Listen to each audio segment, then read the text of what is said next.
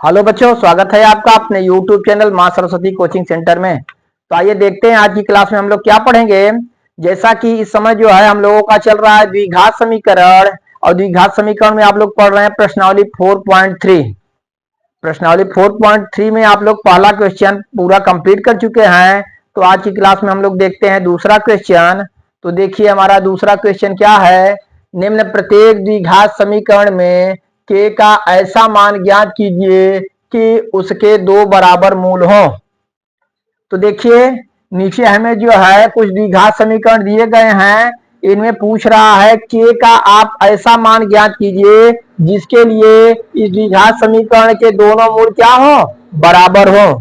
तो हम आप लोगों को बता चुके हैं, तीन कंडीशन बताए थे कि कब जो है किसी भी द्विघात समीकरण के मूल वास्तविक होंगे और जो है कब वास्तविक नहीं होंगे, या बराबर होंगे बराबर नहीं होंगे। तो जैसा कि हम जानते हैं द्विघात समीकरण में यदि हम विविधकर निकालते हैं, विविधकर d बराबर बी स्क्वायर माइनस 4ac होता है, और ए डी जो है बराबर अगर जीरो के रहेगा तो हम बताए थे समीकरण के मूल क्या होंगे, समीकरण के मूल बराबर होंगे।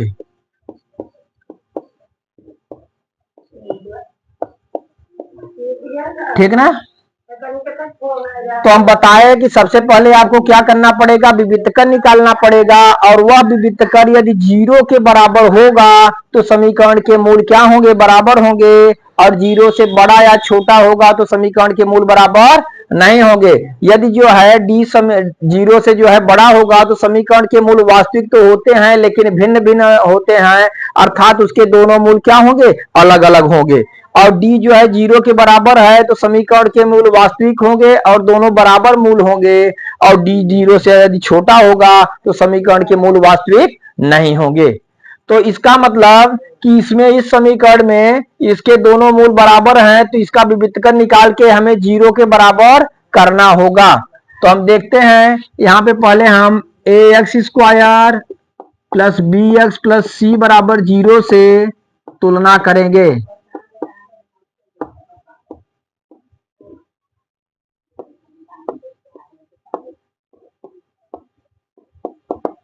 चलिए तो ए की वैल्यू क्या हो गई, ए बराबर 2, बी बराबर हम देखते हैं के, और सी बराबर 3। ए बी सी की वैल्यू ज्ञात कर लिए हम, तो हमें क्या निकालना है, विविधकर निकालना है। विविधकर का फार्मूला आपको बताए थे डी बराबर बी स्क्वायर माइनस 4ac। तो हम लिखेंगे विविधकर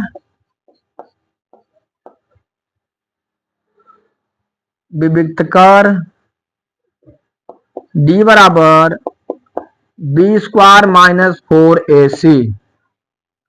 तो d बराबर b की वैल्यू यहाँ पे देख रहे हैं के है, के का स्क्वायर माइनस 4 गुणे a का मान 2 और c का मान 3। इस तरह से d बराबर के स्क्वायर माइनस 4 दूना 8 त्रिक 24। d का मान हमारा आया के स्क्वायर माइनस 24, और इसमें कहा गया है कि समीकरण ऐसा के का मान निकालिए कि समीकरण के दो मूल बराबर हो। तो यहाँ पे हम लिखेंगे समीकरण के दोनों मूल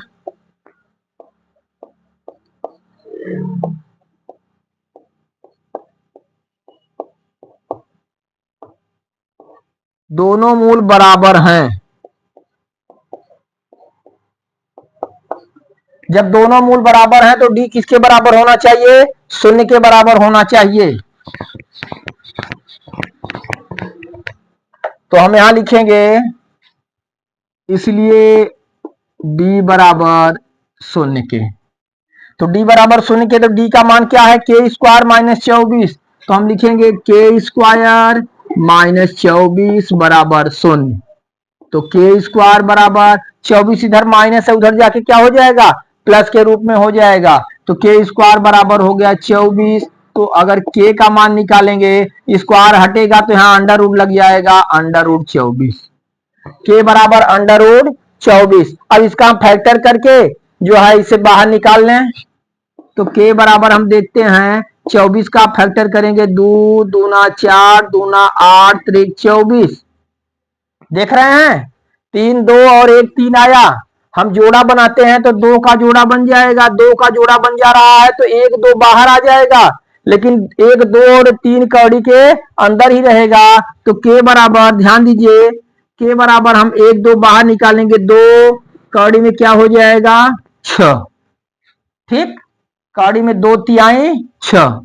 अच्छा ध्यान दीजिए, यदि जो है हम इसे स्क्वायर, इसे कौड़ी में करते हैं तो प्लस माइनस दोनों हो सकते हैं। ठीक, तो यहाँ पे इस तरह से हम देखते हैं के का मान प्लस माइनस 2 कौड़ी में 6। के का जो है मान आया, इसमें पूछा गया था कि द्विघात समीकरण में के का ऐसा मान ज्ञात कीजिए जिसके लिए दो मूल बराबर हो। तो दोनों मूल बराबर हैं, इस कंडीशन में के का मान क्या हो सकता है, प्लस माइनस 2 कौड़ी में 6। तो इस तरह से बच्चों यही हमारा क्या हुआ, आंसर हुआ। चलिए इसे आप लोग नोट करिए, फिर इसका अगला क्वेश्चन हम बता रहे हैं।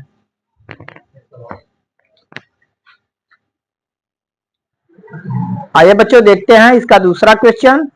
दूसरा हमारा है क्या, के एक्स इंटू ब्रैकेट में x minus 2 plus 6 equal to 0। ठीक, तो इसे चलिए सबसे पहले हम ब्रैकेट तोड़ देते हैं। तो के एक्स का गुणा एक्स में करेंगे, यहां हो जाएगा के एक्स स्क्वायर, के एक्स स्क्वायर माइनस माइनस लगाइए, के एक्स का गुणा 2 में करेंगे तो हो गया 2 के एक्स प्लस 6 बराबर 0। ठीक, अब हम क्या करेंगे, अब हम द्विघात समीकरण से तुलना करेंगे। तो द्विघात समीकरण का मानक रूप आपको बताए थे क्या, A x square plus B x plus C बराबर 0 से तुलना करने पर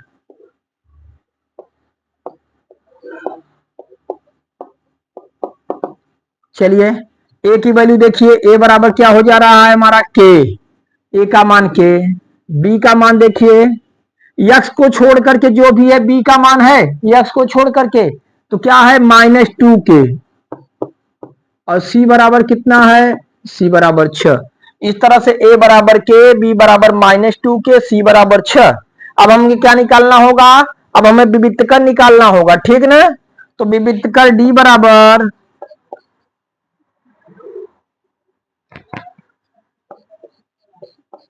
विविधकर डी बराबर क्या है होगा, बी स्क्वायर माइनस 4ac।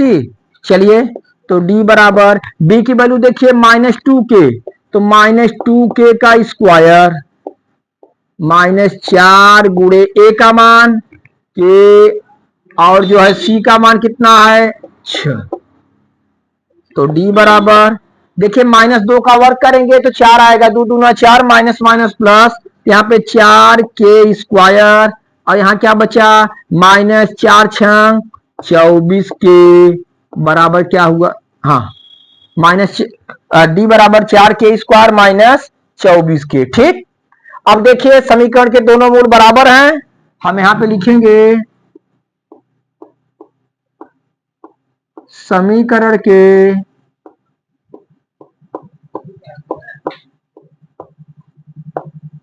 दोनों मूल बराबर हैं। तो दोनों मूल बराबर हैं तो इसलिए डी बराबर क्या हो जाएगा भाई 0। तो डी की वैल्यू वहां पे हम रखेंगे, डी की वैल्यू है 4 के स्क्वायर माइनस 24 के, यहाँ पे 4 के स्क्वायर माइनस 24 के बराबर क्या हो गया 0।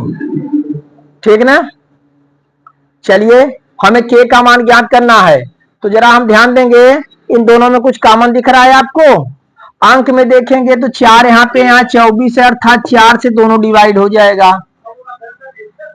और जो है चर राशि में यहाँ के स्क्वायर है, के है, अर्थात के कॉमन हो जाएगा। अब हम देखते हैं 4 4 से कैंसिल, के एक ठो कैंसिल, के बचा, -4 छंग 24, के से कैंसिल हुआ, बराबर क्या हो गया 0, अर्थात 4 के -6 इक्वल टू क्या हो गया 0।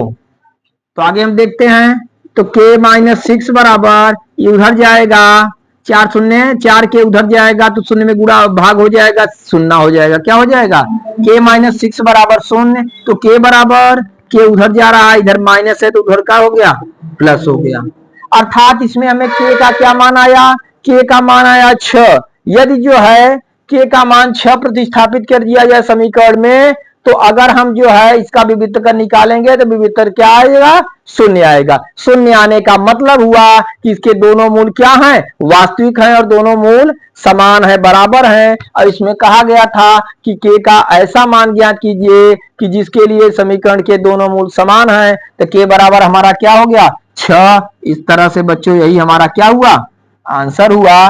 तो आप देखते हैं इस तरह से क्वेश्चन नंबर 2 में 2 सवाल थे हमारे और दोनों क्या हुए, कंप्लीट हुए। तो इनमें आपको क्या करना था, आप जो है सबसे पहले जो भी समीकरण दिया हुआ है उसका जो है द्विघात समीकरण के मानक रूप ax square plus B x plus C बराबर 0 से तुलना करें और उसके बाद विविधकर निकालिए और उस विविधकर को हमें शून्य के बराबर करना है, क्योंकि विविधकर यदि शून्य के बराबर होगा तो दोनों मूल क्या होंगे, बराबर होंगे। शून्य के बराबर करने के बाद जो है आपको जो भी है के की वैल्यू निकाल लेनी है। इस तरह से इसमें हमारा के का वैल्यू कितना आया, 6।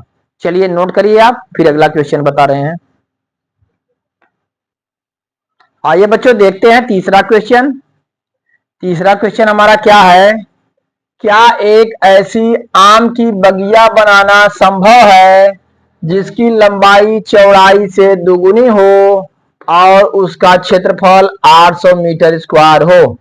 यदि है तो उसकी लंबाई और चौड़ाई ज्ञात कीजिए। ध्यान देंगे जरा, देखिए इसमें क्वेश्चन में कहा गया क्या जो है एक ऐसी आम की बगिया जो है बनाना संभव है जिसकी लंबाई उसकी चौड़ाई से क्या हो, दुगुनी हो और उसका क्षेत्रफल 800 मीटर स्क्वायर हो। ठीक, दोनों कंडीशन लागू होने चाहिए, दोनों शर्त। पहला शर्त उसकी लंबाई चौड़ाई से दुगुनी हो और उसका क्षेत्रफल कितना हो, 800 मीटर स्क्वायर हो। क्या ऐसा संभव है? यदि है तो उसकी लंबाई और चौड़ाई ज्ञात कीजिए। चलिए हम लोग देखिए हल करते हैं और देखते हैं संभव है कि नहीं है। हम मान लेंगे, माना बाग आयताकार है, आयताकार बगिया की चौड़ाई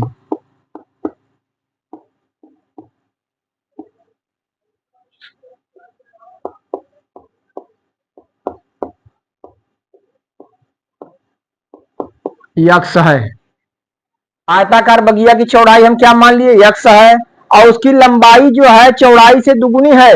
अतः हम लिखेंगे, अतः बगिया की लंबाई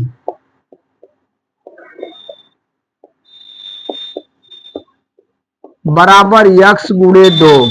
बगिया की लंबाई क्या हो गई, यक्स गुणे 2। यक्स गुणे 2 हम क्यों किए, क्योंकि जो है बगिया की लंबाई उसकी चौड़ाई से क्या है, 2 गुनी है। तो हम जो है उसकी चौड़ाई में 2 का गुणा कर दिए, अर्थात हमें जो है तब लंबाई निकल के आ गया 2 यक्स। तो इस तरह से देखते हैं कि आयताकार बगिया की लंबाई 2 यक्स और बगिया की चौड़ाई क्या मालूम हुई, यक्स। अब देखिए बगिया का क्षेत्रफल हमें दिया हुआ है 800 मीटर स्क्वायर। हम यहां पे लिखेंगे आयताकार बगिया का क्षेत्रफल बराबर 800 मीटर स्क्वायर। बगिया का क्षेत्रफल हमें दिया हुआ है 800 मीटर स्क्वायर और चूंकि बगिया आयताकार है तो उसके क्षेत्रफल का फार्मूला होता है लंबाई गुणे चौड़ाई, अर्थात उसकी लंबाई जो होगी और उसमें यदि हम चौड़ाई का गुणा करते हैं तो वह 800 मीटर स्क्वायर के क्या होना चाहिए, इक्वल होना चाहिए, बराबर होना चाहिए। अब हम देखते हैं बगिया की लंबाई कितनी है, 2 यक्स हम मान चुके हैं। चौड़ाई क्या माने हैं, यक्स बराबर 800। 2 यक्स में यक्स का हम गुणा करते हैं तो हो गया हमारा 2 यक्स स्क्वायर। 2 यक्स स्क्वायर बराबर कितना आया, 800। चलिए आगे हम देखते हैं, तो यक्स स्क्वायर निकालेंगे हम। यक्स स्क्वायर बराबर 800 बटे 2। यहाँ गुणे के रूप में है तो 2 उधर जाके क्या हो जाएगा, भाग के रूप में हो जाएगा। तो यक्स स्क्वायर बराबर 800 बटे 2। तो यक्स स्क्वायर बराबर 2 से हम काट देंगे, 2 चौक के 8, 400 आ गया। तो यक्स का मान, यक्स बराबर अंडर रूट 400। ठीक, 400 का वर्गमूल हम निकाल देंगे। चलिए यक्स बराबर, देखिए 400 का आप लोग फैक्टर कर देंगे, 2 से डिवाइड करें, 2 दूना 4, 0 0 2 1 का 2 0 0, फिर 2 से 2 पचे 10 0, 2 दूनी 4, 2 पचे 10, 5 पचे 25 और 5 1 का 5। इस तरह से जो है हम इसका फैक्टर करके यहाँ पे हम लिखेंगे 2 गुणे 2 गुणे 2 गुणे 2 गुणे 5 गुणे 5। ठीक, यही हमारा आया।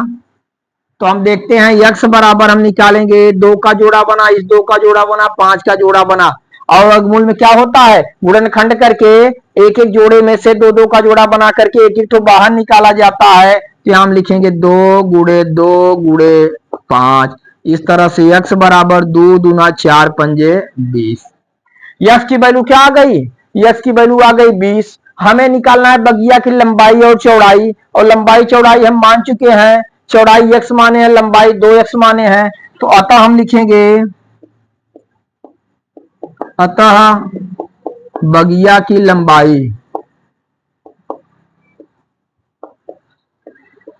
ठीक। तो लंबाई हम क्या माने थे 2x, इसलिए 2 गुणे x का मान 20, 20 दूना कितना हो गया 40 मीटर। तो बगिया की लंबाई हमारी निकल के आई कितनी 40 मीटर। और बगिया की चौड़ाई,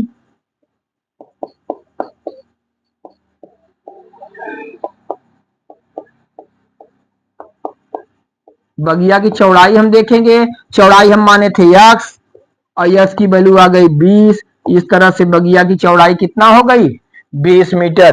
तो हम देखते हैं कि यानी बगिया की लंबाई हमारी आ गई 40 मीटर और बगिया की चौड़ाई क्या आ गई 20 मीटर। ठीक, तो इस तरह से हम देखें कि इसका जो है लंबाई चौड़ाई से दुगुनी है। जरा आप ध्यान देंगे लंबाई कितना है 40 और चौड़ाई 20 है, तो 20 दूना 40। पहला कंडीशन लागू होता है, पहली शर्त कि जो है लंबाई चौड़ाई से दुगुनी हो। और इसका हम क्षेत्रफल देखेंगे, तो क्षेत्रफल हम देख रहे हैं 800 मीटर स्क्वायर, अर्थात लंबाई और चौड़ाई का हम गुणा करेंगे 40 गुणे 20, तो हमारा आएगा 800 मीटर स्क्वायर। हम देख रहे हैं दोनों शर्तों को ही संतुष्ट करता है। क्या कर रहा है दोनों को शर्तों को संतुष्ट कर रहा है, इसलिए बगिया की लंबाई 40 मीटर और बगिया की लंबाई चौड़ाई क्या होगी 20 मीटर। अब बच्चों यही दोनों हमारा क्या होगा आंसर होगा।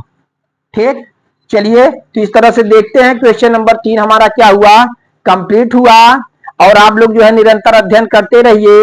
और जो भी बच्चे हमारा वीडियो देख रहे हैं अगर उन्हें क्वेश्चन समझ में आ रहे हैं तो हमारे वीडियो को आप लोग लाइक करिए और अपने दोस्तों में भी शेयर करिए, जिससे आपके मित्रों को भी मैथ की अच्छी जानकारी प्राप्त हो सके। और जो भी नए बच्चे हमारा वीडियो देख रहे हैं वो हमारे चैनल को सब्सक्राइब कर दें और बेल आइकन को दबाना न भूलें, जिससे उन्हें रोज समय पे इंफॉर्मेशन मिलती रहे और वो भी निरंतर अध्ययन करते रहें। चलिए तो आज यहाँ तक क्लियर करिए, फिर अगली वीडियो में हम आप लोगों को जो है अगला क्वेश्चन बताएंगे।